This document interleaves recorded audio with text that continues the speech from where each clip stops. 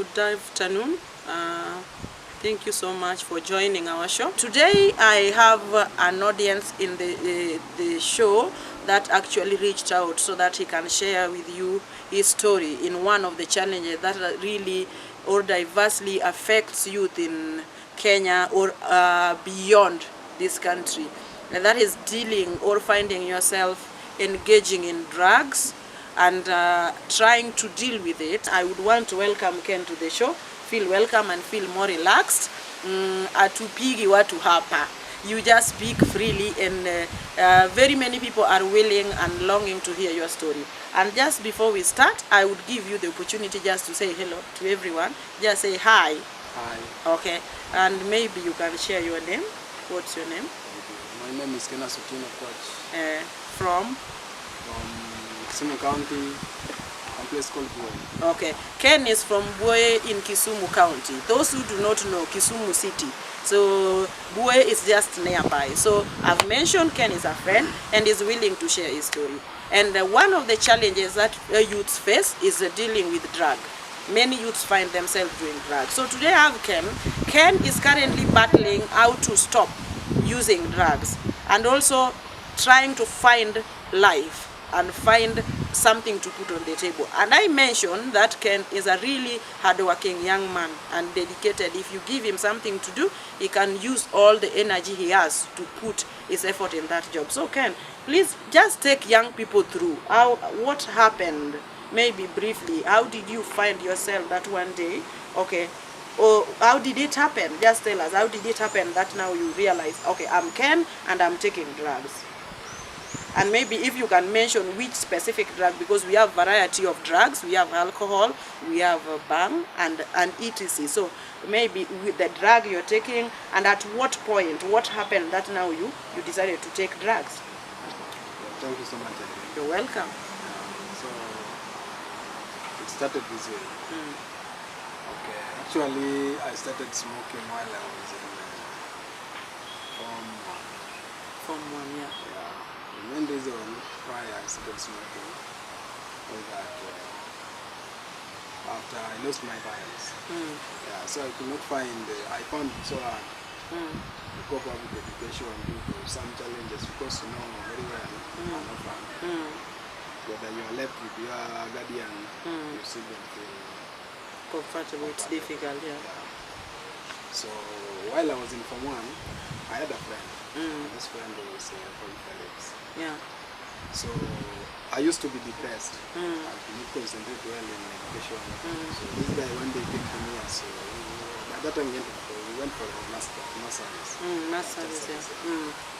So he came to me outside because you find that maybe at times in the church, but you find maybe when you are depressed, you have a lot of things happening in your mind. Yeah, a lot of it's running through your mind. Yeah. So I took time to at least sit outside the church. So this was my friend came to me because he used to be so much close to me. So he asked me, Ken, what is wrong? Nowadays you are not too comfortable. Yeah, you are not concentrating. Yeah. So I just I told him what was happening. Because they say a problem shared. I've solved, yeah. So I tried to talk to him. He tried to convince me. So he told me, because by that time he was already small. So he told me, let's take a walk. The moment we went behind school, he told me, man, you are in school. And since you are in school, education this side, teacher this side, and also your problem. You will run mad. Yeah. So what to do? Let me at least give you a path. So the moment I sneak, I smoked, I sneaked one path. At least I realized that at least I was a bit relieved. Yeah. So let's just at that point, you viewers, we are trying to unravel some of the things, or how did Ken found himself in this mess? You mentioned you lost both your parents in Form 1. No. I lost my parents actually, because I can just remember when my dad passed on, because he was the last person. That was in 1999. Yeah, 1999. But your mom, you can't remember. So Ken here does not know really when her mom passed on, but he can remember his dad, passed on in 1999. So dealing with challenges, you viewers, sometimes when we speak of the challenges that young people face, you might not know the magnitude. Remember, Ken started sniffing bang in Form 1, and he started sniffing bang in Form 1 after being introduced to this by a friend who had already been in this. So you can see how deeply young people, somebody might think really that maybe you are in college or maybe you've finished school, but you can imagine our kids or young people are endangered, and this is why we are saying that people should speak more. In Form 1, he just entered in Form 1, and because of the life situation, the mom had passed away, you are left with a guardian, a lot is going through your mind, and then here comes a friend who in the name of offering a rescue tells you, you know what, man, we have a life to live, we have education, and we have the pressure from the teachers, so I would help. So from there you heard how can God help, and he's saying that the moment he sniffed the bang, the mind relaxed. So you know what we say, he became dumb to the life experiences. So Ken, maybe just to go deep, this went on until you finished Form 4. Actually, before that, before actually joining the band team, smoking team, you were many. You mean you were many in school? Yeah. many. You like how many? Well, Just for the sake of viewers. around 10. Yeah, around 10 boys. boys, So you know, actually the main reason why I got into this was that I was left with my grandmother. And my grandmother, due that my grandmother had so many grandchildren, so you know, she could not concentrate on one person. Yeah. So I got a lot of challenges. Yeah, because you realize I had to think, if now I don't have my parents, there's nobody to take care of me. I have so many things that I should be Doing, having. But I could not get them. So it tortured me so much. Yeah. And I realized it is The only feeling of being alone. Yeah, I realized that it is only that through smoking that will at least will make me feel relieved. So even if I go back at home, I don't feel so much neglected. Yeah. Yeah, I find at least there's something that can cool my mind. Yeah, something you can find rescue in. Yes. I understand. So this went on for, were you in day school or boarding school? I was in a boarding school. Yeah, viewers, Ken was in a boarding school. And remember, this is not only his school. This is something that happens in several schools out there. And youths find it so difficult to share. Because one, they fear being judged. They fear how the society is going to perceive them.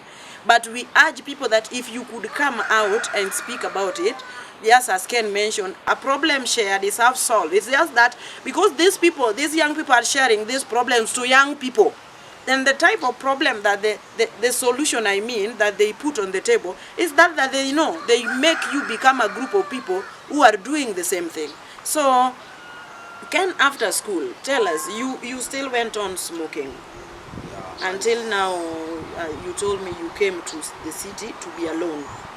So how is life been? You're smoking, you want to take care of yourself, you have to work. People misjudge you. Like, okay, I've said I know Ken is been in my family, he does a lot of jobs to us.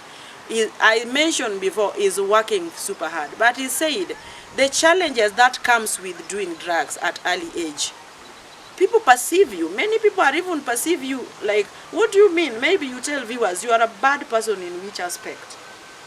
Okay, the aspect. Wanakuona aje, we ni mtu mbaya aje, we ni mwizi ama? Okay, wanaona wananiona as in first, because the area where I stay, we have got so many cases of insecurity. Yeah. So what they say that the group that is smoking bang are the ones stealing people's items. Yeah. Are the ones cutting food with the machetes. And they're the ones who are handling all sorts of crimes, criminal activities in the area. So you guys, you see, okay, Ken has said inside his heart, he knows he's a good man. He's a good young man. is he works hard. He wants to put food in on the table. And he has said to him, he always reasons like this: if I can't steal and I do bang, why would I work hard? I work hard because I don't want to steal. It means if he decides to steal, he'll have no reason to work hard. So as much as inside his heart he knows, okay, I don't steal, I don't cut people with pangas, I don't do bad things at night, I don't rape people, or all these bad things that people count them. But he's still saying that the society associates you with bad people. So the group you are in, people think that you are the type of people who does these wrong things in the society. And Ken is saying it's so hard to convince them otherwise, because when something happens and somebody sees you around, these people think, okay, he's the one who is doing this thing because he's taking drugs. So young people, remember, when you are taking drugs, you are in this category of people, in people's mind, of those that are dealing with drugs. So Ken, you mentioned to me, you've been really trying to leave drugs. How's been the journey? How's the journey been? Is it easy? Okay, like according to me, it's not easy. Yeah. Because it is something that has already gotten in the blood. Yeah. So you've done it for a long time. Yeah, since 2009. Mm. Yeah, so since 2009. Yeah. Yeah. So, but I've been trying to cope up with it. Yeah. Yeah. So it is not really that easy to leave it, to just wake up and leave it. You cannot just how would you feel if you wake up today and you are no longer doing drugs? Yeah, you can be very happy. Not You will be the happiest man in the world. So it means, because you know you are going to be the happiest person in the world, if you wake up one day and you're like Irene, who says, okay, I've never done drugs before, I don't, then it means you need to put more efforts, right? Yeah, we know you are putting more effort. You have told the viewers that you are putting more effort, but you can put more effort. But what do you think that if it's done today will make you like, because is there a time that you feel like you really need drugs, or it's just that you decide inakaaje? Just let me know, let the viewers know, how does it happen? Unakaa tu unasema, okay, I feel like taking drugs, or I feel like sniffing something, or it's how is it used? I just want the viewers to understand how it works, like, because you find it so difficult to stop. So it's like something that you used to, like you are addicted to. Yeah, it's just a matter of addiction. It's just a matter of addiction. It means hata kama utaki, you feel like I really need it, right? But majorly, when you are depressed. When you are depressed. Yeah, you know, like according to me now. Yeah. No, since I don't have a parent, I don't have parents, I don't have a job. Yeah.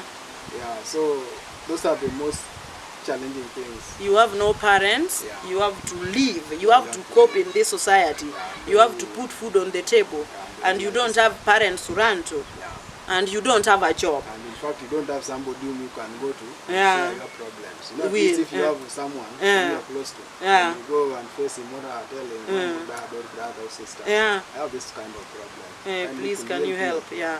But do you have siblings? Not If actually.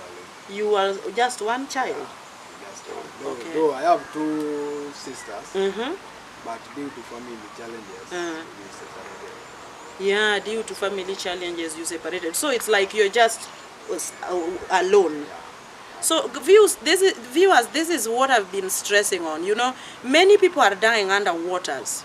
Many young people are dying under waters, really, because utaongelesha nani?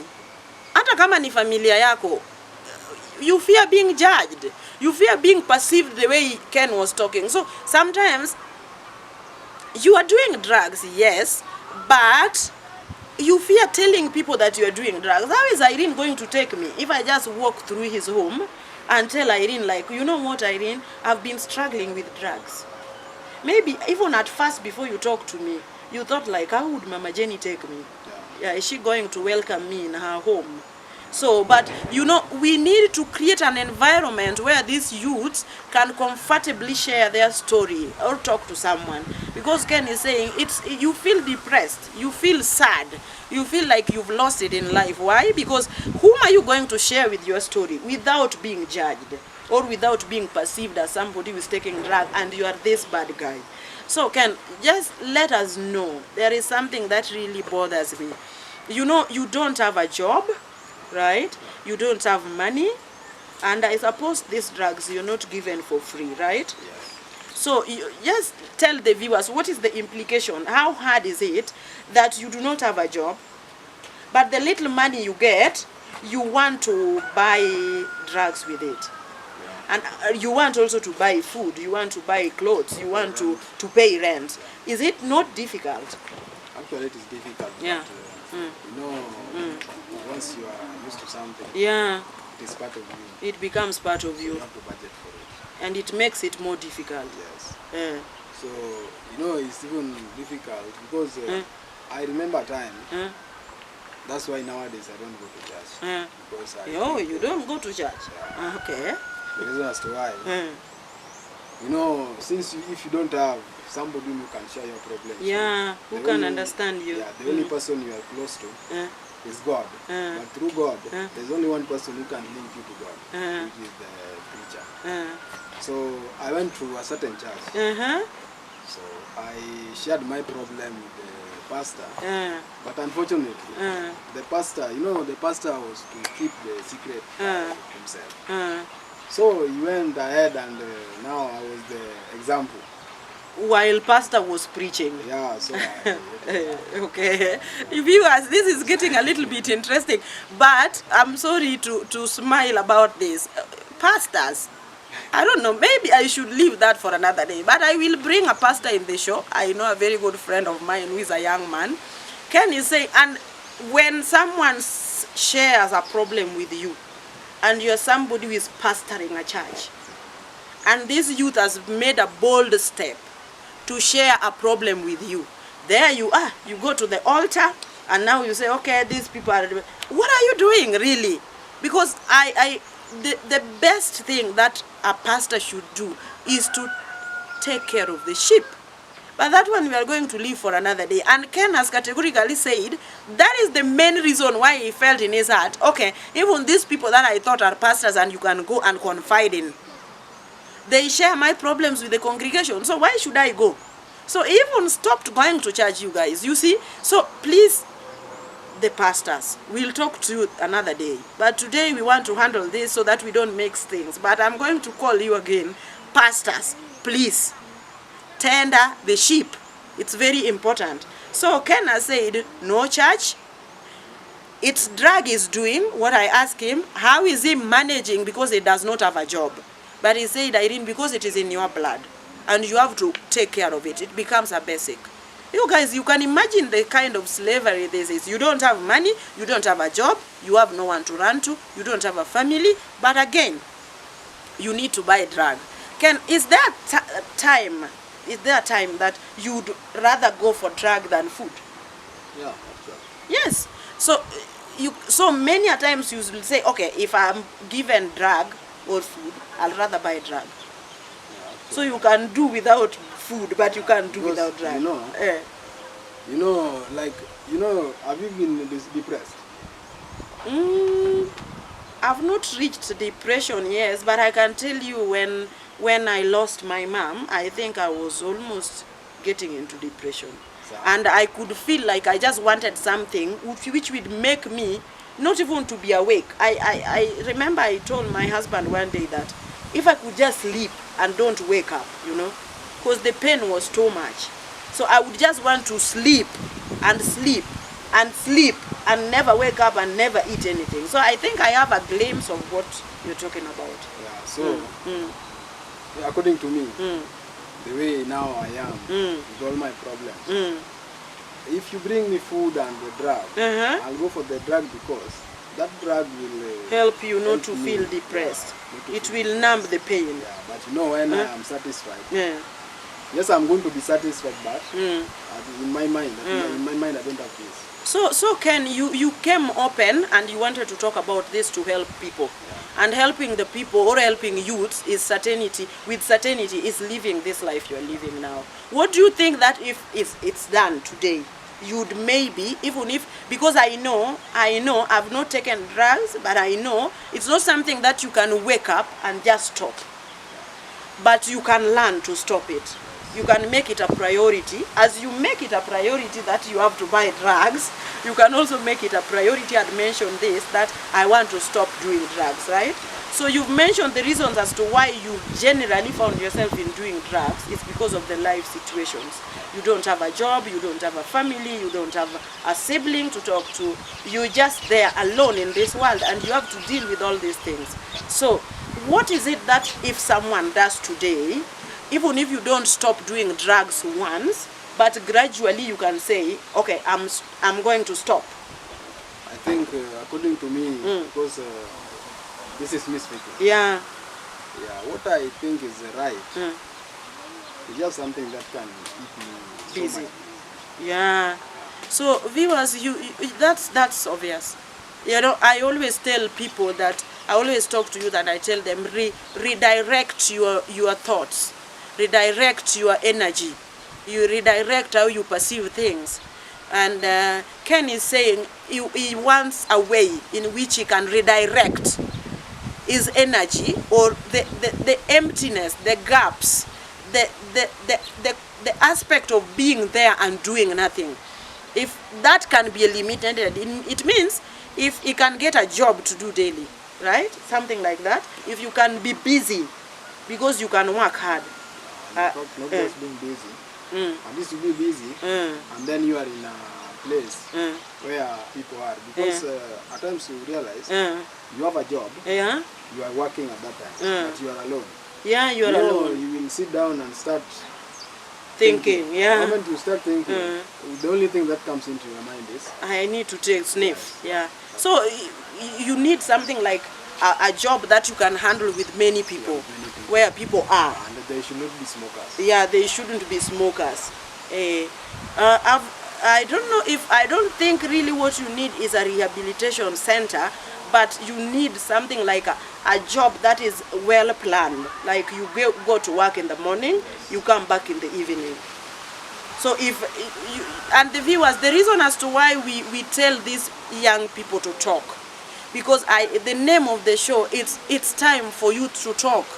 It's time for you to change.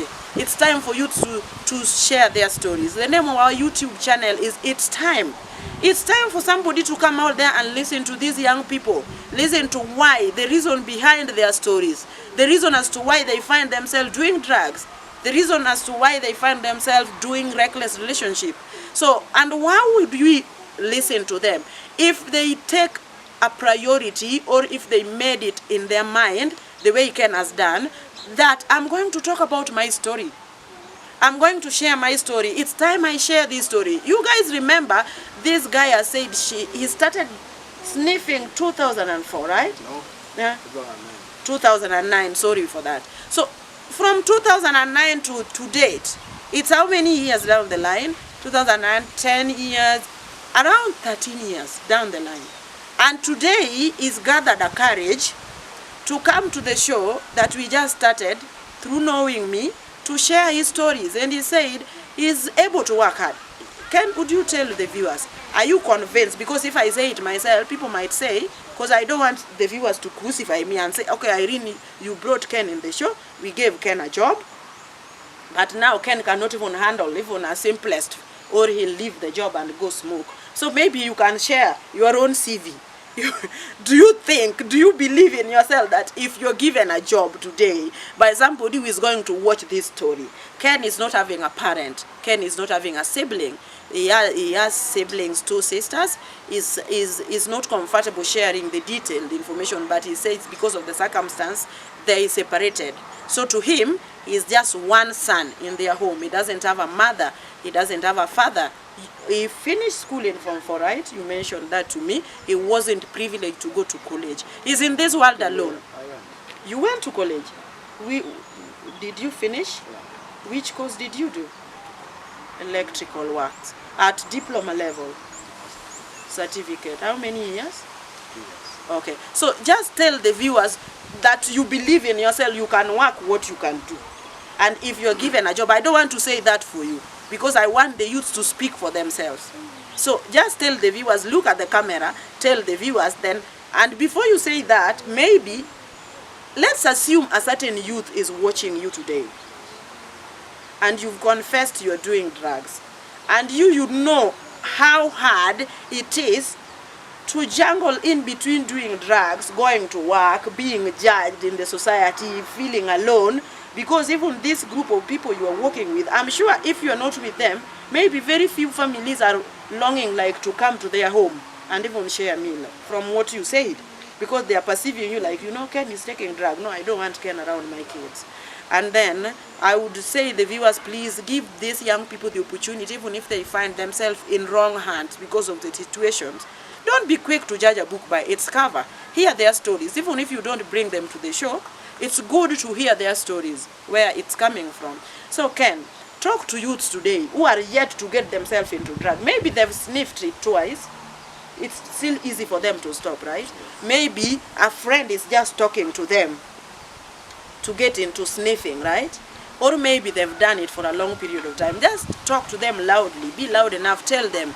What would you tell them? What have you faced with the drug in between this struggle you've been through? Thank you. According to what I know, the little experience I have, is that drugs are totally bad. Yeah. First, majorly let me talk to those who are in schools. Yeah. I realize that's where most of the people, most of the youths, Yeah, they get starts. too much Yeah. into drugs. So my fellow youths, those who are planning to start drug dealing, I'll advise you to stop. Actually, those who are in school, concentrate in your education, pursue it well. It will help you later. Because if you mix drugs like me, I mixed drugs with education. Yeah. Yeah, though I was trying so hard, but it was a little. It wasn't easy. Yeah. Because the moment it gets into you, it will force you to come out of class. Yeah. To at least have some top-ups. Come back To class. Yeah. Class, and that one. Let me just ask in between, were teachers not concerned? Did they not realize that you were taking drugs? Okay, though the teachers were suspicious. Yeah. But I could try so hard that I don't get caught. Yeah. Yeah. So you know, I was even given some spies to look after me. Yeah. But I was trying so hard that I am not caught. You can never be caught. Yeah. But, that's risky. Yeah. So young people, you listen from, I brought Ken in the show and I talked to Ken at length because I wanted the whole world to hear from his mouth. Really. You are being judged at school. I was in secondary school with the 844 system of education. You can't sniff drugs and also succeed in education. You must be a genius if you can do that. Me personally, I couldn't do it because it's at the enemy. You are being uwezi hata kama we ni irrespective of the type of students you are, uwezi, you cannot succeed. Ken has said he could not manage to succeed in education and at the same time do drugs. That is one. Two, the judgment, the isolation that comes with it. And Ken, there is something that I want you to stress to the youth. Economically, how expensive is drugs? You don't have money. And why do you think that people associate those who are doing drugs with stealing? Okay, you know, while you are dealing with drugs, you know you are not doing drugs alone. Yeah. Yeah, you have a group of people. Yeah. So majorly what always persuade people is that you realize you are in a group of 10 people. Yeah. You know, these you are 10 people. 5 people can miss money, but 5 people will never miss. And maybe somebody has 20 bob. Yeah. Because the smoking thing, the bang. The bang we only buy at 20 bob. 20 shillings. Yeah, if you have 50 bob, you're being given 3. Yeah. So you know these 3. So you come with it maybe in a group where you are. We call it a base. Yeah. So you come to the base. You realize that maybe somebody comes with 4, somebody comes with 3, somebody comes with 1. Then you combine. So you find out maybe the next day, the other people who had no money, they will have money. So that's how it goes. That's what always cheat people that now Even if I don't have money, I will smoke. Yeah. Yeah, I will use drugs, things like that. But in the real sense, It's very expensive. it's very expensive because how many, like if you use 50 shillings, just break it down a bit. If you use 50 shillings, will that be enough for a day? No, it will depend with how we always How deep you are in. Yeah, we always use some term that tangi kubwa. When you are tangi kubwa, I mean the big tank. You know, can like, sniff a lot. Yeah, like the big tankers, these lorries. Yeah. You know the big tankers, they have bigger tanks for the fuel. Yeah. So you can relate it to this story. Oh, so a person with the biggest tank can go as how many sniffing and how much per day? Okay, it will depend. Even 200 shillings?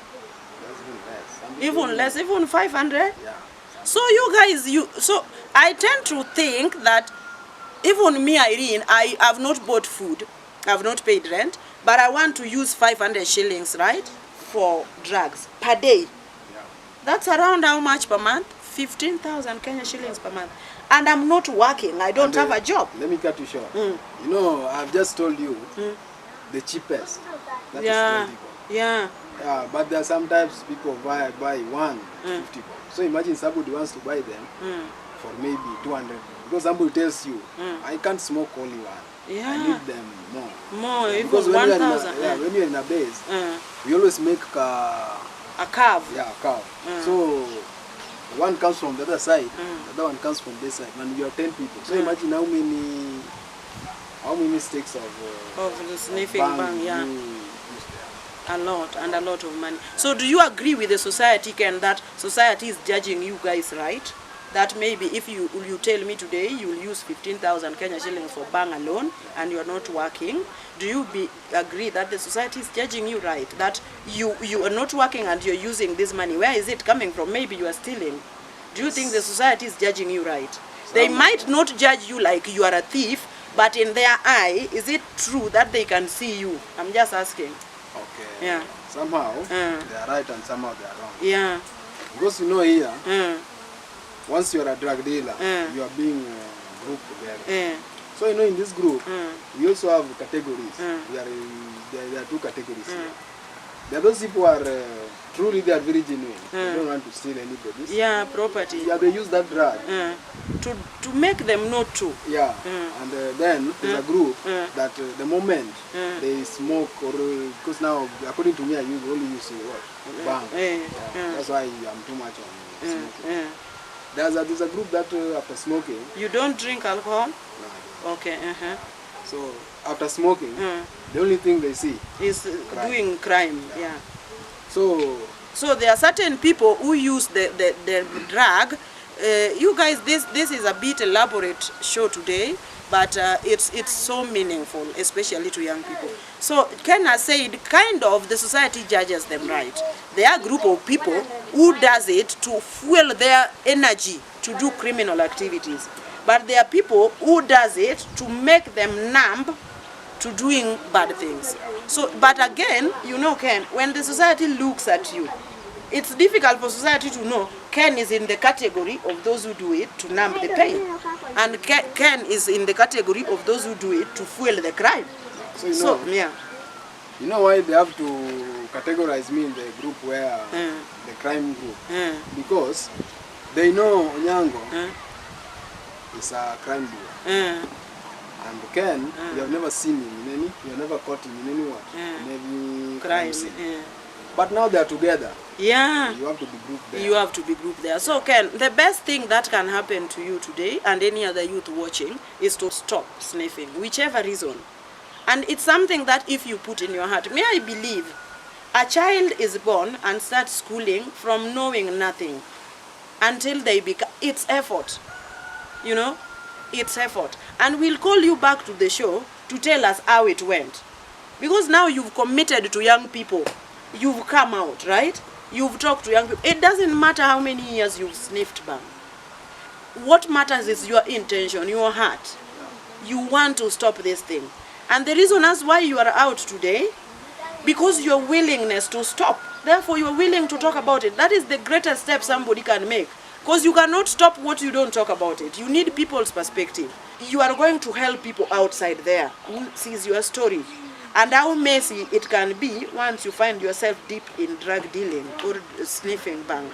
And you guys remember Ken has said he only does bang. So you can imagine there are some people who are also smoking cigarette and at the same time they are doing alcohol, and they have to fund these things. And how are they going to fund it if you don't have money? And Ken even made it clear today, you'll rather choose drug than food. Because they can do without food, but they can't do without drug. So because you can't do without drug, you will do everything it takes to get money to buy the drugs. If the definition of everything it takes to you is not going to somebody to work hard, then what is left is to steal and to translate that thing to money and do what? And buy drugs. So we have two categories of people, and as Ken has said, it is very difficult to identify person is in this category and this person is in this category, because once you are seen with somebody who is in crime, you are going to obviously be considered as someone taking drugs. So what is left for Ken and any other young person outside there? Please try to avoid getting yourself into drugs. And to those who are in drug already, you heard the story of Ken. As much as we are really sorry on behalf of the family in this show for Ken's loss of the parents at a very tender age, I can say you guys, it's sometimes not easy out of experience to deal with the loss of parents. I lost my parent. I lost my dad when I was in Form 1. I was left with my mom. Things were not so difficult. I missed my dad, but my mom really worked super hard to ensure we had food on the table. Then later I lost my mom when I was a married woman. And I can tell you with confidence, it is not easy to cope with losing a parent. Leave alone now you don't have a job and you don't have a family. So Ken is going to request on his behalf, and then after that he's going to give you his phone number. If you are watching here, you don't need to contact me to contact him for you. You can contact him if you have anything that you can help him with, whether it is a piece of advice or whether it is a job. You can do anything, right? But he should request that for himself. So Ken, take the stage. I will request the well-wishers who are willing to at least help the youths who are in such a kind of situation. At least help us get something to do that can keep us busy from morning to evening, so that at least we can do away with this issue of drug addiction. Because when you are committed for at least 12 good hours, you will never get time for smoking. Thank you so much. For anybody who has something to do, I don't categorize jobs, but I'll request that any job that can keep me busy, I'll do it. But majorly, I'm an electrician. Okay, you can reach me through my phone numbers. Safaricom 07 59 21 27 34. For Airtel number 01 03 30 60 01. I repeat, 01 03 30 60 01. Thank you and may God bless you.